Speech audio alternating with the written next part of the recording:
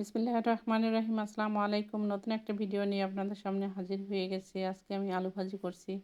আলু ভাজিটা সুন্দর করে এখন কেটে ধুয়ে নিয়েছি। এখন পেঁয়াজ আর তেল দিয়ে দিলাম কড়াইতে। এখন আমি কিছু মরিচ দিয়ে দিলাম কেটে। মরিচটা দিয়ে নাড়াচাড়া করে আমি আলুগুলো দিয়ে দিব। আলুগুলো দিয়ে আমি একটু হলুদ লবণ দিয়ে আলুটা নাড়াচাড়া করে এটা ভাজি করে নেব। আলু ভাজি অনেকভাবে করা যায়। আলু এখন একজন একরকম ভাজি করে খান। এখন নতুন আলু অল্পতেই সিদ্ধ হয়ে যায়। এই আলুতে একটুকু পানি ব্যবহার করার প্রয়োজন নাই। কিছুটা পেঁয়াজ দিয়ে দিলেই উপর দিয়ে তাহলে এই ভাজিটা একদম পানি ছাড়াই হয়ে যাবে। দেখেন নাড়াচাড়া করে আমি একটু করে ঢেকে দিচ্ছি। কিন্তু খুব তাড়াতাড়ি সিদ্ধ হয়ে যাবে এই আলুটা। বেশি আলু ভাজলে আরও তাড়াতাড়ি সিদ্ধ হবে। আমি পেঁয়াজ দিয়ে নাড়াচাড়া করে আমি আলুটা ভাজি করে নামায় নিয়েছি। দেখেন ভাজিগুলো একদম ঝরঝরে হয়েছে, একটুকু নরম হয়নি।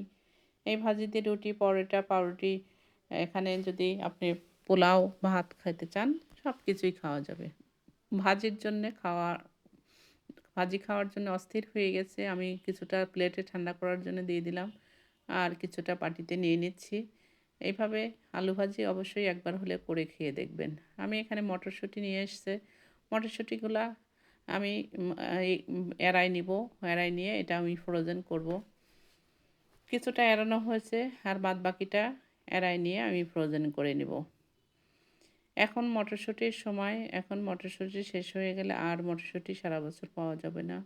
আপনারা চাইলে এখন মটরশুঁটি কিনে ফ্রোজেন করতে পারেন। খুব তাড়াতাড়ি মটরশুঁটিগুলো শেষ হয়ে যাবে।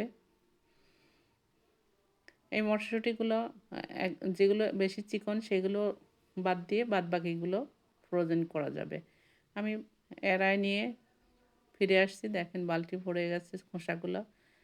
এই তো মটরশুঁটিগুলো আমি ধুয়ে নিচ্ছি। কয়েকবার ধুয়ে মটরশুঁটিগুলো ভাপ দিয়ে নিতে হবে। ভাপ মানে সামান্য একটু গরম পানির মধ্যে দিয়ে উঠায় ফেলতে হবে। এটা বেশি হলে কিন্তু এটা ভালো কালারটাও ভালো থাকবে না, আবার এটা খেতেও বেশি ভালো লাগবে না। আমি ৩-৪ বার মটরশুঁটিগুলো ধুয়ে নিলাম। মটরশুঁটির মধ্যে অনেক ময়লা থাকে। বারবার ধুলে এটা ক্লিন হয়ে যাবে। আমি রাইস কুকারে গরম পানি দিয়ে দিচ্ছি। গরম পানিটা ফুটে উঠছে। আমি একটু চিনি দিয়ে দিলাম ১ চামচের মতো, আর 1/2 চামচ লবণ দিয়ে দিচ্ছি।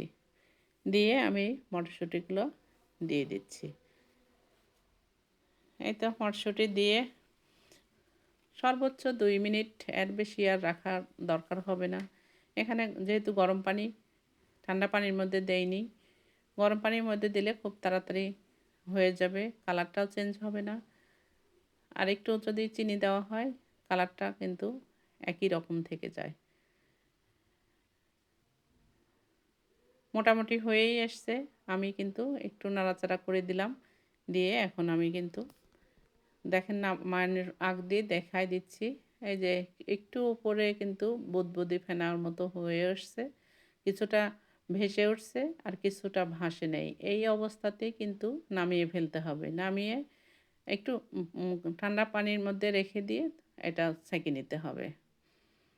এইভাবে মটরশুঁটিগুলো যদি আপনারা ফ্রোজেন করেন খুব সুন্দর সারা বছর থাকবে।